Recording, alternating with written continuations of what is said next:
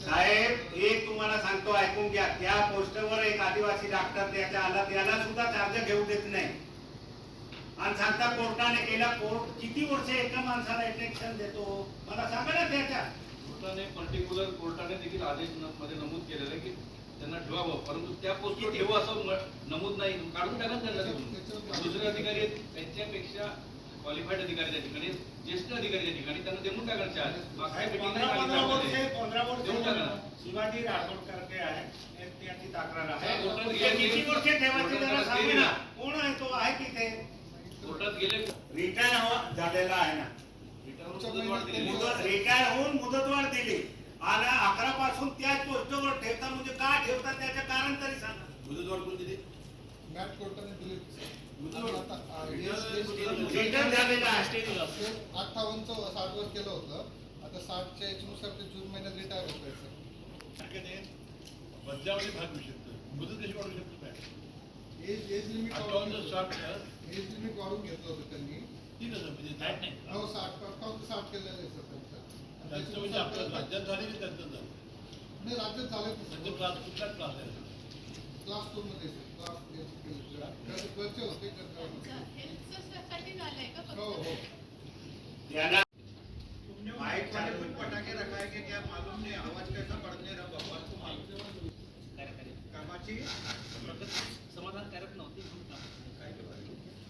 काय काय कामामध्ये काय काय आहे? काय काम आहे सांगा ना. मोडुलर रोटी करायची होती, तर ते मोडुलर रोटीचा पूर्ण सामान आलेला होता, ते असेंबल करायचं होतं. सामान आले होता, सामान आलेलं आहे ना. लावणार नाही त्याच्या अगोदर कसं काय कामाची क्वालिटी बरोबर नाही. माझा पहिला प्रश्न आहे, पीडब्ल्यूडी करू शकते ते, मग का दिली परत याला? जर त्या ओटी मध्ये जर पीडब्ल्यूडीचं काही काम असेल, टेक्निशियन माणूसच नाही तुमच्याकडे, तर कसं काय तुम्ही स्वीकारलं? सिव्हिल वर्क नाही मंत्री महोदय, त्यामध्ये ओटी कामच नव्हतं, इक्विपमेंट फिट करायचे त्यात.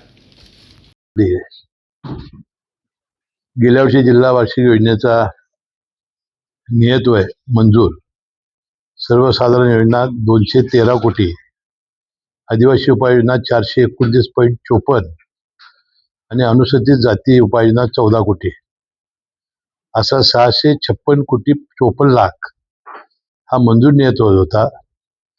प्राप्त निधी 656 कोटी 54 लाख प्राप्त झाला. वितरित तरतूद 656 कोटी 54 लाख आणि जो खर्च झालेला आहे तो 99.99% खर्च झालेला आहे. आता जिल्हा वार्षिक योजनेचा 26-27 मध्ये आपल्याला सर्वसाधारण योजनेसाठी नियतव्यय 228 कोटी मंजूर झालेला आहे. आदिवासी योजना TSP आणि UTSP 470.32 लाख आणि अनुसूचित जाती उपाययोजना 14 कोटी, असा 712 कोटी रुपये यावर्षी नंदुरबार जिल्ह्याचा वार्षिक योजना झालेली आहे. गेल्या वर्षी 656.54 होती, आता 712 हे गेल्या वर्षीपेक्षा जादा मिळालेले आहेत. यापैकी आता अनुसूचित जाती उपाययोजनेसाठी नाही, आदिवासी उपाययोजनेसाठी 282 कोटी 19 लाख प्राप्त झालेले आहेत आणि अजून सर्वसाधारण योजनेचे प्राप्त व्हायचे आहेत. त्यानंतर आपण याचं योग्य ते वाटप करू. आणि जिल्ह्याचा पालकमंत्री म्हणून मी आपल्या सर्वांनाही विनंती करणार आहे